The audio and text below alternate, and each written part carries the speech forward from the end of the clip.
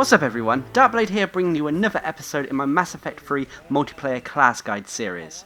In this episode we're going to be taking a look at the last Geth class in the game, the Geth Trooper Soldier. This is a tough class who is able to both take damage as well as dish it out. I've known a fair few players who like to use this class for soloing missions in the game. Now, like all my classes, I spec them for the harder difficulties in the game. I start by maxing out the Flamer, putting points into armor damage over shield damage. Flamer is already awesome at hurting targets with armor, and with points in armor damage means that you'll destroy them even quicker. Shields on targets should be dealt with your weaponry. Next, I put points into damage over duration. You cannot take cover whilst using the Flamer, thus making damage a safer option here as you're putting yourself at less risk. Also, on top of that, the extra damage is nice too.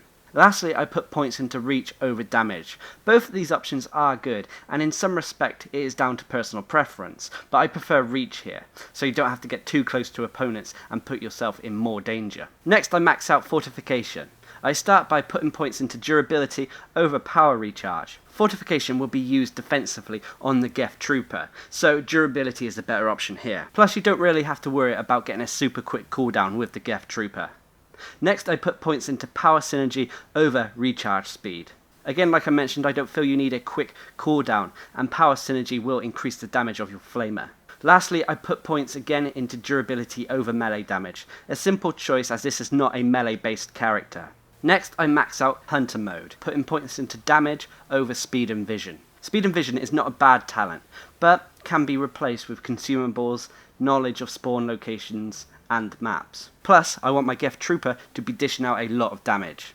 Next, I put points into power damage over rate of fire. Both of these options are good, it just depends if you prefer your weapons over your Flamer. I prefer the Flamer, thus power damage was picked. Lastly, I put points into power recharge over weapon accuracy to aid my Flamer even more. Now, as for the passives, I would say these are down to personal preference. With networked AI, I go up to rank 4, putting points into damage and capacity over weapon damage. Like I said already, this choice is dependent on if you prefer using your powers, i.e. the Flamer, or your weaponry. With advanced hardware, I go up to rank 4 durability over melee damage because this is not a melee build and the extra health and shields are welcomed. As for your weaponry, I went with the Acolyte as this is an awesome weapon to deal with shields.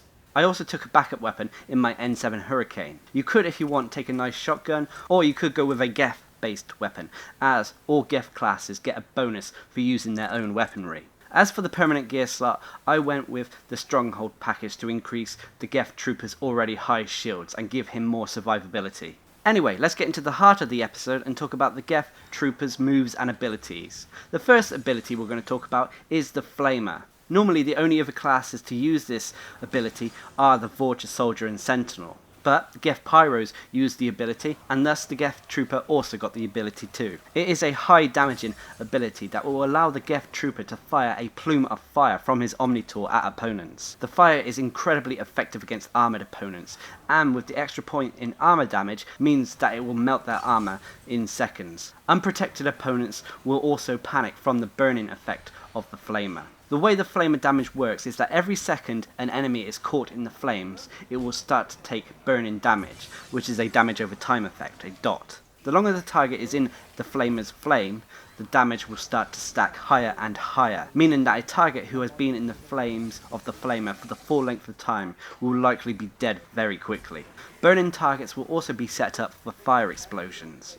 Fire explosions is when a target is hit by a burning ability like Flamer or Incinerate, then followed up by a second direct damaging ability. The burning target will then have a fire explosion activated around them, dealing extra damage to them and any other opponents nearby. A downside for this with the Geth Trooper is that he has no way of activating his own fire explosions and must instead rely on teammates to activate it.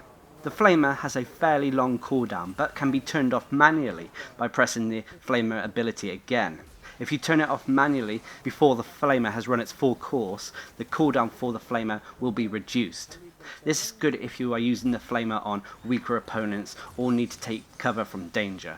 There are some downsides to the Flamer though, the first being that it is a short-ranged ability, meaning that you will need to be close to opponents in order to use the ability effectively. This can leave you at risk from insta-kill opponents, especially those who have shields or barriers. Another downside will be that your movement speed is reduced whilst you're using the Flamer. However, despite having a few downsides, the Flamer is still one of the strongest abilities in the game, and the key damage dealing ability available to the Geth Trooper. Next is Fortification. This ability allows the Geth Trooper to be covered with a protective armor created from currents. This ability is a turn off, turn on ability, so once it's activated it will stay active until you turn it off manually. Once you do purge the ability, i.e. turn it off, the currents will course through the Geth Trooper's gauntlets and increase their melee damage for a short period.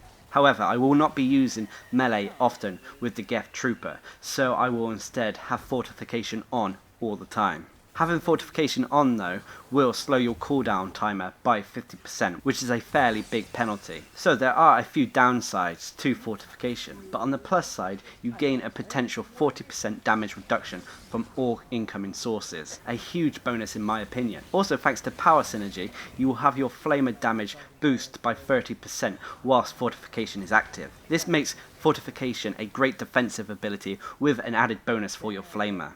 Lastly, we have Hunter Mode. This ability is a great buff for the Geth Trooper. Once activated, the ability will stay on until turned off manually. When Hunter Mode is on, the Geth Trooper will gain an increase in all his damage output, his movement speed, and his weapon accuracy. The Geth Trooper will also gain the ability to see through smoke, walls, and objects.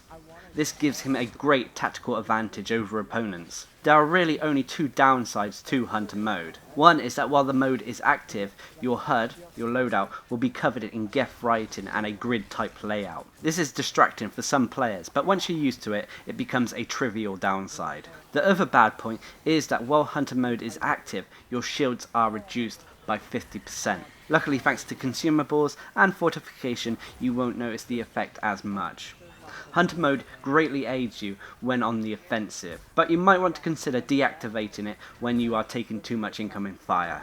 As for the passives, I normally say these are down to personal preference. Network AI will increase your weapon or power damage. It will also increase your damage with Geth weaponry if you like to use such weapons. Now, I only went up to rank 4, but you could skip out rank 4 in advanced hardware, their fitness tree, in order to put points up to rank 5 to increase your power damage. I don't like to do this though, as I prefer the extra health and shield you get from rank 4 in advanced hardware. Some other players like to max out advanced hardware for more survivability, but to do this you would have to sacrifice points elsewhere, like in the ability Hunter Mode. This will hinder your damage output by doing this, but might be better for some players as it makes the Geth Trooper more durable and more tanky.